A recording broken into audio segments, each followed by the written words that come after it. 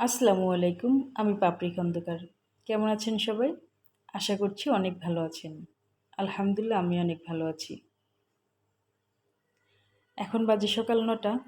আমি দুপুর আর রাত্রের রান্নাটা করে নিচ্ছি। আমি একবারেই রান্নাটা করে নেই। কারণ এই গরমে এখন তো প্রচুর পরিমাণে গরম। তো এই গরমের মধ্যে ২-৩ বার রান্না করা এটা অনেক বেশি কষ্টের। যারা রান্না করে থাকে তারা বোঝে। তো আমি তরকারি কেটে নিচ্ছি। আজকে যা রান্না করব তা তো দেখতেই পাবেন। মানে তা তো থাকবেই, দেখাবো। তো আমার বেগুন কিন্তু বেশ ভালো লাগে। বেগুনের তরকারি, বেগুনের ঝোল, বেগুনের ভাজি, বেগুনের চচ্চড়ি কিন্তু বেশ ভালো লাগে আমার খেতে। বিশেষ করে শুটকি দিয়ে বেগুন রান্না করলে আমার অনেক বেশি ভালো লাগে এটা। তো আমি বেগুনটাকে বেশি পছন্দ করি। মাছ দিয়ে রান্না করব।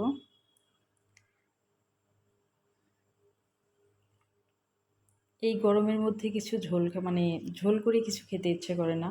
মাছ মাংস তো একদমই না। ভর্তা ভাত খেতে ভালো লাগে। তারপরেও খাওয়ার রুচিটা খুব বেশি আসে না, কারণ এত পরিমাণে গরম যে গলা শুকায় আসে, বারবার পানি খেতে হয়। তো বারবার দেখা যাচ্ছে মানে পানি খাওয়া লাগছে, তারপর শরবত খাওয়া লাগছে। তাই এই শরবত আর পানিতেই পেট ভরে যায়, সবসময় ভরা থাকে। তো আর খাওয়ার রুচি তো একদমই আসে না। তারপর একটু টকটক করে বা ঝাল করে কিছু খেতে ভালো লাগে। সেটা হচ্ছে একটু ভর্তা-টর্তা মানে ভর্তা করে খেতে ভালো লাগে। তারপর টক করে কিছু একটা খেতে। রায়নের আব্বু বলছিল যে টক করে কিছু একটা রান্না করতে। তো আম দিয়ে ডাল রান্না করব, আর বেগুন দিয়ে মাছ রান্না করছি। আবার মাছ ভুনা করব। তো গতকাল আমি টমেটো দিয়ে রান্না করে, মানে টমেটো রান্না করে দিয়েছিলাম। তো ওনার নাকি আরও একটু টক হলে বেশি ভালো হতো। তো ভাবলাম আর এর থেকে টমেটো মানে টক, তো এর থেকে আর টক কি থাকতে পারে? তো ভাবলাম যে আম দিয়ে ডালটা রান্না করি, তাহলে হয়তোবা ভালো লাগবে খেতে। রান্না করতে একবারে একটানা মানে একবারেই রান্নাটা করতে ইচ্ছে করে না। রান্না করছি, আবার মানে চুলার কাছে যাচ্ছি, আবার বাইরে চলে আসছি, আবার চুলার কাছে যাচ্ছি, আবার বাইরে চলে আসছি। এমন করে রান্নাটা করতে হয়। একবারে অস্থিরতার মধ্য দিয়ে রান্নাটা শেষ করতে হয়। কতটা যে খারাপ লাগে যারা রান্না করে তারাই বুঝবেন। আর এই তো আমটা আমি এভাবে কেটে নিয়েছি। আমটাকে কিন্তু কিছুটা ভাঙা করে দিব, আর কিছুটা আস্ত রেখে দিব। ভালো লাগে এভাবে ডাল রান্না করলে। আম দিয়ে কিন্তু মাছ রান্না করে, মানে আমি কখনো করি নাই, নিজে করি নাই, তবে খেয়েছি। আমার শাশুড়ি রান্না করেছিল, অনেক ভালো লাগে আম দিয়ে মাছ রান্না করলে। বেশ টক লাগে, ভালো লাগে খেতে। তো আমার ডালটা প্রায় হয়েছে, এখন তেলে দিয়ে দিব। যেহেতু টক ডাল, তো আমি তেজপাতা একটু দিয়েছি হালকা, মানে সুন্দর একটা ফ্লেভার পাওয়ার জন্য।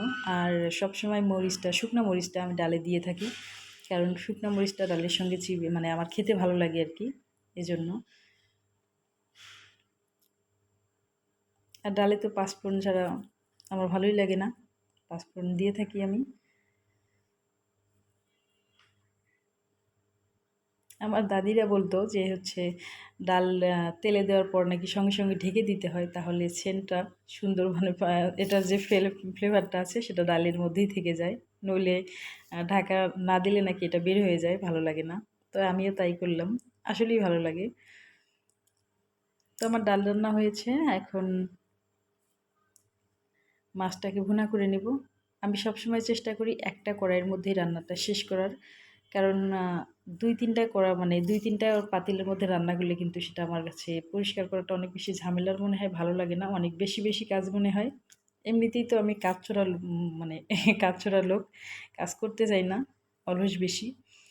তো তারপরে কি করার, সংসার যেহেতু করছি, রান্না তো করতেই হবে, কাজ করতেই হবে, কোনো মাপ নেই। আমি সবসময় একটার মধ্যে রান্না করে সেটা বাটির মধ্যে ঢেলে রাখি, আর একটাতেই বেশিরভাগ রান্না করি। ভিডিওতে আমার ভয়েসটা একটু অন্যরকম শোনা যাচ্ছে, তো প্লিজ আপনারা কিছু মনে করবেন না। কারণ ভয়েসটা আমি আমার মোবাইলে একটু প্রবলেম হয়েছে, যার কারণে ভয়েসটা একটু অন্যরকম শোনা যাচ্ছে। গরমে বাচ্চারা বেশি অসুস্থ হয়ে যাচ্ছে, সঙ্গে তো বয়স্ক লোকেরাও বেশি অসুস্থ হয়ে যাচ্ছে। কিন্তু কি করার, এত গরমে কিছু করার নেই। তবে অনেক মসজিদ দোয়া করে নিচ্ছে গরমের, মানে বৃষ্টির জন্য আর কি। আল্লাহর কাছে দোয়া করছে সবাই, যেন এরকম আযাব থেকে আল্লাহ মুক্তি দান করে। তো আমার রান্না প্রায় শেষ। নামানোর আগে ভাজা জিরা গুঁড়া দিয়ে দিলাম একটু। আজকের ভিডিওটি এ পর্যন্তই। ভালো লেগে থাকলে অবশ্যই লাইক দিতে ভুলবেন না।